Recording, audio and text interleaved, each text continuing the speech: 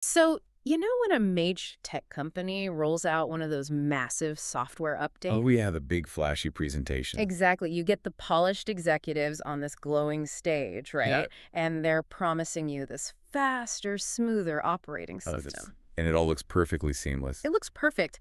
But what they never show you is like the frantic team of engineers in the back room, Yeah, the one's panicking. desperately trying to keep the legacy servers from literally catching fire while they install the new code. That is a great way to put it. Well, welcome to this deep dive because today we're looking at the messy, panicked backroom of the largest military alliance in human history. And it is a fascinating mess to unpack. It really is. Our mission today for you, the listener, is to unpack this raw, completely unfiltered look at the future of global security. Which we don't usually get to see. No, we don't. We are pulling this directly from a recent, highly intense Q&A session in the European Parliament. Right. This was right after the big Ankara summit. Exactly. We have a transcript where European politicians essentially cornered a NATO Deputy Secretary General. And as a primary source, it's just incredible because it completely rips away that usual diplomatic veneer. Yeah, the PR spin is just gone. Completely gone. Usually, international defense updates are, sanitized press releases, staged handshakes. Smiles for the cameras. Right. Yeah. But here, the cameras are off, the summit is over, and you have these parliamentarians demanding the actual bureaucratic operational reality. They want to know how this new global security architecture is actually going to work. And the scope of their interrogation is massive. I mean, we are looking at the sudden authorization of hundreds of billions of dollars in new defense manufacturing. Just staggering amounts of money. Plus the strategic pivot forced by U.S. domestic politics and Yeah. these severe existential internal divides that, well, they honestly threaten the whole structure of the alliance. So by the time we wrap up this deep dive today, you're going to understand exactly what this newly declared NATO 3.0 doctrine actually means. Because it's not just a buzzword. No, it's really not. You'll see the real supply chain panic behind Europe's sudden military shopping spree. The hardware reality. Yeah, and we are going to break down the Narva scenario, which is this very specific high-speed military nightmare. The one that is forcing NATO to basically rewrite its own democratic rulebook. Right. But to get there, we really have to start at the conceptual core of this whole Ankara summit. The NATO 3.0 declaration. Exactly. The Deputy Secretary General anchors her entire defense of what the alliance is doing on this official arrival of NATO 3.0. And she frames it as a total transformation, right? Built on 3 pillars. Right. She says it requires cash, capabilities, and a fundamental change in mindset. And those pillars, I mean, they carry immense weight when you look at the baseline numbers in this transcript. The money part is just wild to me. The cash pillar alone is a macroeconomic shift for the whole continent. Because European defense budgets have literally doubled, Right. in just 5 years. Exactly, jumping from 200 billion to 400 billion. Wow. And this is not that gradual incremental budget tweaking we saw for 2 decades after the Cold War. Right. This isn't just adjusting for inflation. No, it represents a massive structural reallocation of national resources. It's essentially tearing up the concept of the peace dividend. The peace dividend meaning. The idea that Europe could spend less on defense and rely on peace after the Berlin Wall fell, that's over. See, the sheer scale of that cash injection makes me question the whole NATO 3.0 branding. How do you mean? Well, calling it 3.0 sounds like a patch, right? Like a software update on a legacy operating system. Oh, I see. But going from $200 to $400 billion in half a decade, that isn't a patch. No, That is stripping out the entire motherboard and buying a brand new mainframe. that's a very fair assessment. I mean, if you look at the physics of military spending, doubling a continental budget means they are rewriting the fundamental code of this alliance. And reading through the transcript, that rewrite is entirely driven by Washington's demands. The whole burden sharing thing. Yes, but the evolution of that phrase is the key geopolitical indicator here. Right, because we've heard burden sharing for years. Decades, really. The Deputy Secretary General explicitly points out that American administrations have demanded this since Eisenhower. Right, they always wanted Europe to pay its fair share. It was a plea for financial parity. But the transcript shows this has structurally evolved into burden shifting. Burden shifting, not sharing. Exactly. The demand isn't just for Europe to put more money into a U.S.-led system anymore. What is it now? The expectation is that European allies and Canada need to take physical operational ownership of things the U.S. used to handle completely. And that's because the U.S. is, frankly, running out of bandwidth, right? Precisely. The transcript notes the U.S. has multiple theater global responsibilities. Which is the polite bureaucratic way of saying they're pivoting to China. Right. Multiple theater means the Indo-Pacific. Washington is basically telling Brussels, look, we have to reposition our best assets to Asia. We can't be your only bodyguard against Russia anymore. You are going to have to hold your own front line. That's the message. And what's crazy is that this operational shift isn't just a theory anymore. It's actually happening on the ground. The most striking evidence of that in the transcript comes from the Deputy Secretary General talking about the eastern flank. The eastern flank being the border right up against Russia. Exactly, the immediate geographic interface. And she notes that the majority of foreign land forces currently stationed there. Wait, -1 group, right? Yes, -1 specific battle group. But the vast majority are now commanded by European generals, not American commanders. That is huge. That visually illustrates this new doctrine better than any white paper ever could. It really does. Because for the whole Cold War and even after, the ultimate psychological deterrent was seeing American commanders leading American troops on European soil. The physical guarantee of U.S. involvement. Exactly. So replacing those stars with European generals, backed by that newly doubled $400 billion budget that is Europe finally taking the steering wheel. But that brings up a massive logistical wall, which the parliamentarians immediately jump on. Because money doesn't magically become weapons. Right. You can double the budget, you can print the NATO 3.0 doctrine, and promote all the European generals you want. But a general needs an army. And an army is entirely useless without modern hardware. Which leads to the second major theme of the Q&A. Where is all this money actually going? To a desperate need for an industrial renaissance. Because the doctrine is just a piece of paper without the factories to forge the steel. To code the software, build the munitions. Exactly. So the questioning shifts heavily to the mechanics of ramping up European defense manufacturing. And the scale and speed they're talking about, it's something Europe hasn't attempted since, what, the mid-20th century? Easily. The financial figures they throw around just to build the capacity to build the weapons are staggering. Yeah, break those numbers down, because I was blown away by this part of the transcript. So the DSG points out that allies and industries recently invested $37 billion. $37 billion. Yes, but that's exclusively to increase defense production capacity. Just the capacity, not buying the weapons themselves. Right. Of that, $21 billion is just to expand existing facilities. Adding factory floors, buying new CNC machines, running triple shifts. And the rest. The remaining $16 billion is for laying the concrete for entirely new production lines. So they're spending $37 billion before a single new artillery shell or missile even rolls off the assembly line. Because they have to reverse 30 years of industrial atrophy in real time. Right, because after the Cold War, European defense manufacturing just sort of shrank, didn't it? It consolidated and shrank. They optimized for highly complex, low-volume, boutique military interventions. Like counterinsurgency stuff. Afghanistan, Mali. Exactly. Small numbers of very advanced gear. But now they are realizing that deterring a conventional, peer-level adversary like Russia requires massive volume. Volume they just don't have. Right. So alongside that $37 billion in capacity building, the transcript notes $50 billion in actual hardware contracts were signed. Just during the NATO Industry Forum alone. Yes. And if you look at the specific capabilities they are rushing to buy, you can see exactly where the U.S. is leaving gaps as it shifts to Asia. The Airbus contract is a perfect example of that. Right. They signed a massive contract to increase Europe's fleet of air-to-air refueling aircraft from 10 to 12. Which is critical. It's everything. In modern warfare, a fighter jet is completely tethered if it can't refuel in the air. It drastically limits their loiter time and combat radius. Yeah, without American KC-135s or KC-46s up there, European air forces currently just lack the endurance to run a sustained air campaign past their own borders. So that Airbus contract is basically a textbook example of purchasing strategic independence. And they are doing the same thing with strategic airlift, right? Yes, those are the heavy cargo aircraft needed to move mechanized infantry across a continent rapidly. And the global eye intelligence platforms they mentioned. Right. Historically, the United States provided that overarching sensor network and logistics spine for the whole alliance. And Europe just provided the tactical forces to plug into it. Exactly.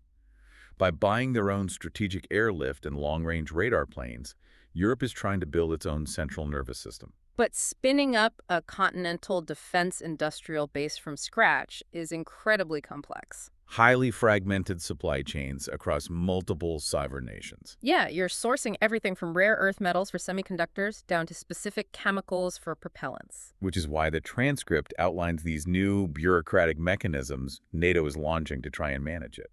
This is the part I really wanted to talk about. The NATO front door and NATO engine. Right. The front door is pitched as a single access point for procurement. And NATO engine is supposedly a platform for companies to find partners to scale production quickly. What's your take on that? I have to push back heavily on this. It sounds like NATO is trying to run a Silicon Valley startup incubator for weapons. Or a dating app for defense contractors? Exactly. They are a political alliance. They aren't a centralized planned economy. No, they are not. So how does this massive, notoriously slow bureaucracy actually force private competing defense giants like Rheinmetall or BAE Systems to just play nice? To share proprietary tech and floor space? Yeah, just because NATO wants them to. Well, that is the exact friction point generating so much anxiety in the parliament. NATO lacks the statutory authority to command a private economy. Right, they can't just mandate cooperation. These initiatives, the front door and the engine, are essentially desperate attempts to hack the free market. Because they have to move faster. The critical bottleneck the Allies highlight in the transcript is that appropriated funds don't instantaneously translate into deployed lethality. Meaning, just because you wrote a check doesn't mean you have the tank. Exactly. Yeah. The parliamentarians are acutely aware that capabilities ordered and funded today often carry delivery timelines stretching out 10 years. And 10 years is a geopolitical eternity. It really is. If you're a European leader staring down an active threat on your border today, telling your citizens that the air defense system will be ready by 2036, that is functionally useless. It is entirely unacceptable for near-term deterrence. NATO recognizes that their traditional labyrinthine procurement process is broken. The years of competitive bidding, design reviews... Peacetime safety certifications, yes. Yeah. It's fundamentally incompatible with the speed of modern threats. So they're trying to step outside their traditional lane to act as this aggressive industrial matchmaker. Attempting to compress a decade of supply chain development into a 2-year window by just removing all the bureaucratic friction. But this matchmaking effort inevitably triggers the most volatile debate in the entire parliamentary session. The strategic autonomy paradox. Ray, we know Europe is pumping unprecedented capital into defense, and NATO is frantically trying to speed up delivery. But the question becomes, who owns it? Exactly. If Europe is financing this massive new shield, whose cash registers are ringing? Who owns the intellectual property? And multiple MEPs push back aggressively against the DSG on this. They argue that this whole NATO 3.0 reality directly sabotages the European Union's ultimate goal. Which is strategic autonomy. Hmm. The capability of the EU to act militarily and diplomatically independent of Washington. It's a core goal for a lot of European capitals. They view this massive budget increase as their one chance to finally fund a truly sovereign European defense industry. However, the transcript cites a devastating Financial Times analysis. Oh, this number was shocking. It projects that over the next 5 to 10 years, European imports of United States defense systems will actually rise to 64%. 64%, so nearly 2/3 of this historic $400 billion budget surge is going straight into the pockets of American defense conglomerates. You can see why the MEPs are treating this as a total betrayal of the autonomy concept. They point to very specific, high-profile purchases driving this dependency, too. Like the German Bundeswehr buying American F-35 stealth fighters. And the new class of German frigates using the American Aegis combat system. Right. And the thing is, integrating something like an F-35 isn't just buying a plane. No, you're buying into an entire ecosystem. You're buying into the AILA and Odin software systems. You are locked into American maintenance, American spare parts, American data sharing networks. For the entire 40-year life cycle of that airframe, the lock-in effect is profound. And the Aegis system on those naval vessels works the exact same way. Total ecosystem integration. So the MEPs argue that the United States is intentionally imposing this architecture to maintain hegemony. Using NATO 3.0 to stifle the growth of native European competitors. And the NATO Deputy Secretary General, who is, of course, constrained by her role, counters that a robust European industry and transatlantic cooperation are mutually beneficial. She points to some joint projects they showed off at the summit. Right, but her defense... It sounds nice in a press release. Exactly. But it avoids the brutal operational reality. Think about it from the listener's perspective. Put yourself in the shoes of a European head of state today. Right. Your intelligence says there is a high probability of conflict in the near term. You need a defense system tomorrow. You face a paralyzing dilemma. Do you buy the American F-35, which is fifth generation, battle-tested, actively in production, and can be delivered relatively soon? Or do you remain ideologically pure? Right. Do you reject the American plane to prove a point about autonomy and wait 15 years for a European consortium to design and build an indigenous equivalent? That dilemma is the essence of the strategic autonomy paradox. To become independent in the long term, you have to become totally dependent in the short term. Operationally required to deepen your technological dependence on the U.S. today to survive until tomorrow. And the friction really stems from these competing institutional mandates, doesn't it? Absolutely. The European Parliament is driven by political economy. They desire European preference to keep taxpayer money inside the EU. To build local tech expertise. Whereas NATO, as a military alliance, only cares about immediate lethality and interoperability. They just need the weapons to work together right now. Yes. Exactly. NATO operates on STANAG standardization agreements. If a war starts tomorrow, NATO commanders have to know, with absolute certainty, that a Dutch radar installation can seamlessly pass targeting data to a German interceptor. Which can then be serviced by a Polish ground crew. Right. And the fastest, lowest risk method to achieve that flawless interoperability across 32 different national militaries is for everyone to just buy the American platform that already runs the network. Currently, yes. American technology is the foundational node. Which means the urgency of the immediate threat just completely overrates the political luxury of long-term autonomy planning. It does. And this tension between the slow grind of democratic committee planning and the terrifying speed of actual conflict, it brings up the most urgent question in the transcript. What happens if deterrence fails today? While NATO is still tangled up in 10-year procurement delays and debates over intellectual property. This specific line of questioning moves the transcript away from just industrial policy and into raw strategic survival. An MEP highlights a really stark foundational asymmetry between the alliance and its primary adversary. Meaning Russia. Right. The adversary operates as an autocracy. When an autocrat makes a strategic decision to start a war, the military executes the order instantaneously. One guy says go, and they go. The decision loop is completely closed. Meanwhile, NATO is structurally a massive committee of 32 sovereign democracies. And its foundational charter mandates consensus. Which means everyone has to agree. Before the alliance can officially invoke Article 5 and mobilize a unified military response, all 32 national capitals must unanimously agree. 32 different parliaments. 32 domestic political pressures, 32 different strategic risk calculations. If you map that lag time onto a real-world geographic vulnerability, you get what the parliamentarians explicitly refer to as the Narva scenario. The Narva scenario. Which is a terrifying concept. Narva is a city in Estonia right on the Russian border. And when military planners talk about this, they aren't talking about a massive Cold War-style tank invasion rolling across the continent. No, they're talking about a lightning-fast, highly localized incursion. A fait accompli strategy. Explain how that works, because it exploits this exact weakness we're talking about. The objective would be for adversarial forces to cross the border and seize a strategically significant but geographically small piece of territory like Narva's within a matter of hours. Just grab it and stop. Grab it, dig into defensive positions, and then immediately signal that any attempt by NATO to retake that territory will trigger a massive, potentially nuclear escalation.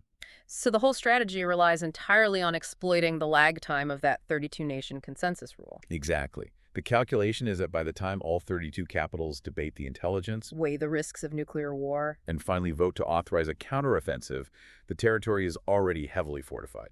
And the political will to start World War III over one small border town just sort of dissipates. The alliance fractures, and the core guarantee of NATO is permanently broken, without a major conventional war ever even being fought. To counter a vulnerability that is based entirely on speed, the alliance has had to quietly revolutionize its command and control architecture. And the Deputy Secretary General's response to this Narva scenario reveals a profound transfer of power. She details that NATO has empowered SATR, the Supreme Allied Commander Europe, currently a United States general. Yes.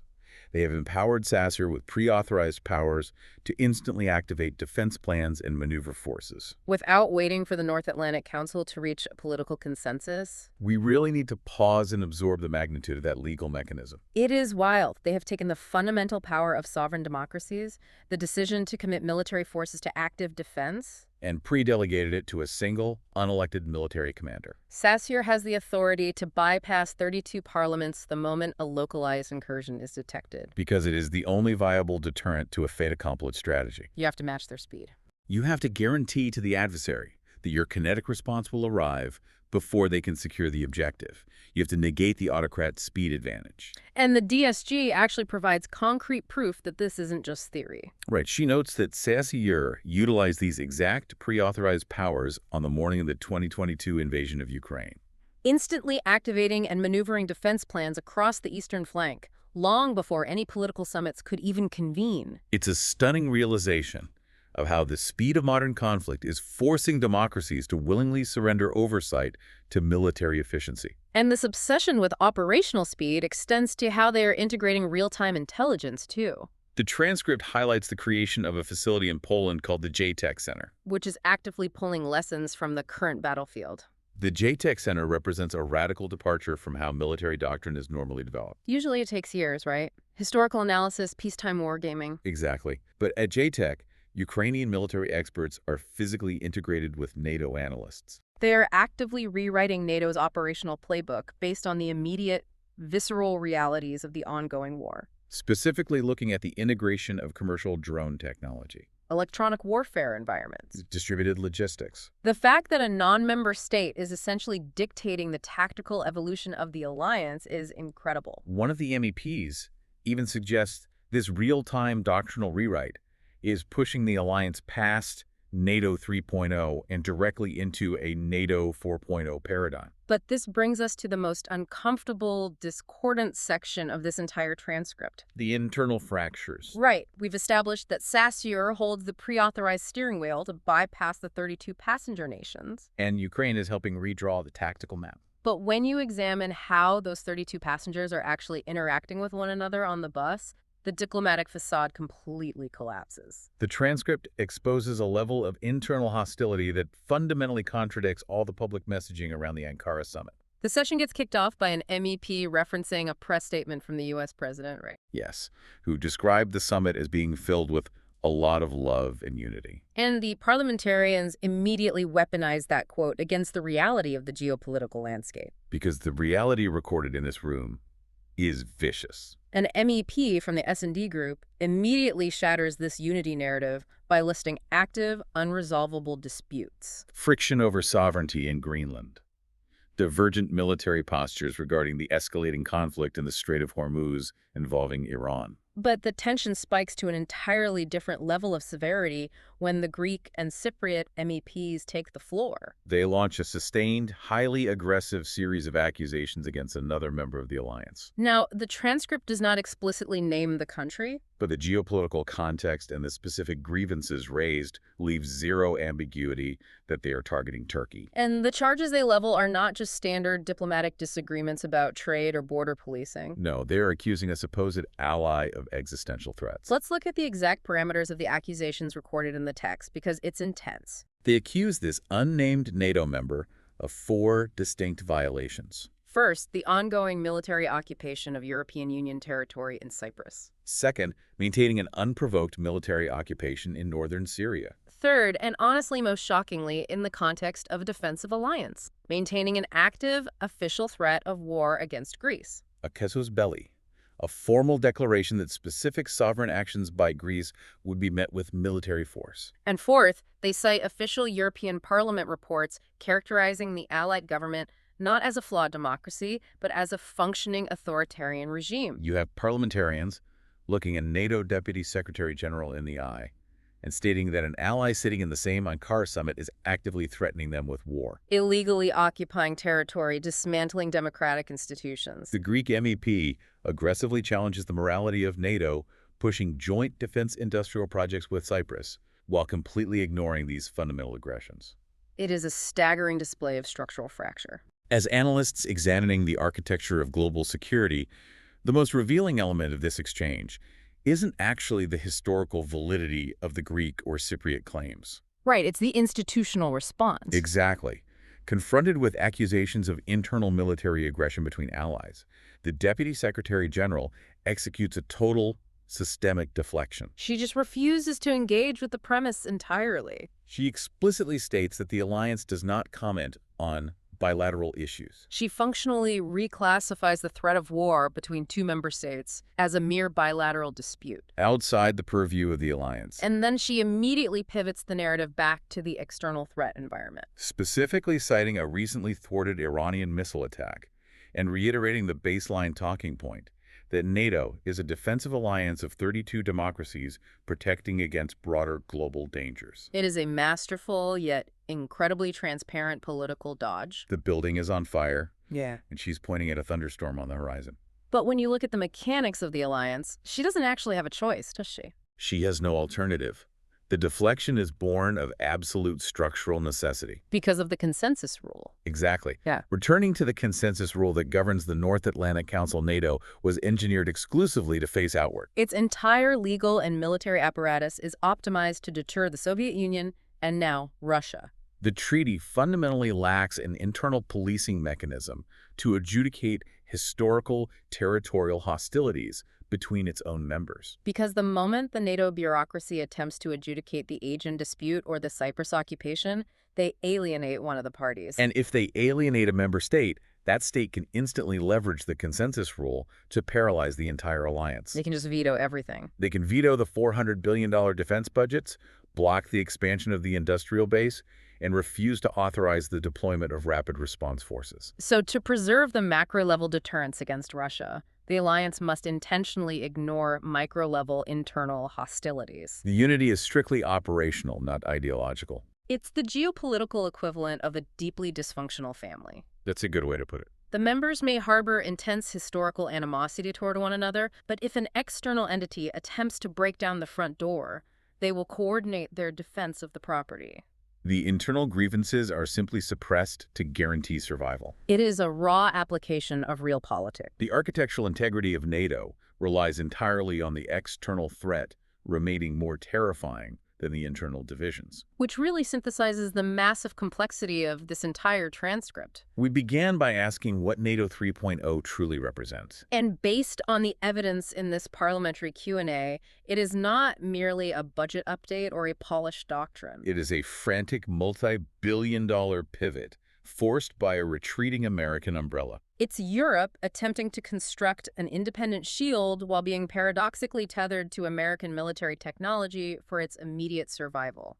It is an alliance actively overriding its own peacetime bureaucracy with the visceral high-speed lessons of the Ukrainian battlefield. Deliberately handing unprecedented power to military commanders to outpace the decision loop of autocratic adversaries. And underlying all of that rapid military and industrial evolution is a highly fragile political consensus. Maintained only by aggressively ignoring the deep historical resentments threatening to tear the 32 member states apart. It is an incredibly precarious balancing act, operating at a scale we have not witnessed in generations. So why does this matter to you, the listener, beyond the realm of abstract political theory? Because the friction captioned in this transcript is actively dictating where hundreds of billions of taxpayer dollars are flowing globally. It is dictating where the next generation of defense manufacturing hubs will be built. How supply chains are being permanently rewired. And who holds the authority to commit democratic nations to combat? The old security guarantees of the post-Cold War era have evaporated. The architecture of a much faster, far more dangerous world is being built in real time, and this transcript is the blueprint. The industrial and political precedents being set in these parliamentary debates today will definitively shape the geopolitical reality for the next half-century. I want to leave you with a final thought to mull over, expanding on the trajectory of this speed of war dilemma we talked about. The Narva scenario. Right.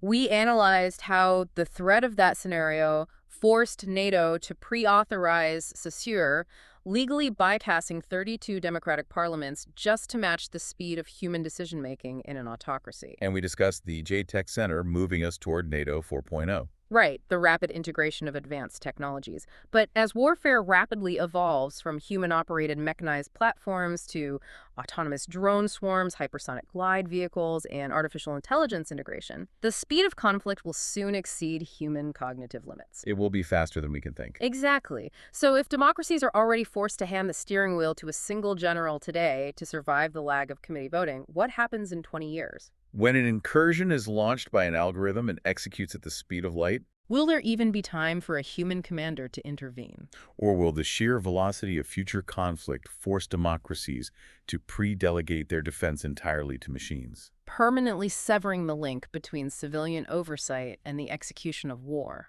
It is the logical and deeply unsettling terminus of the timeline we've explored today, a paradigm where survival demands the total automation of deterrence. It fundamentally changes who or what is guarding the back room.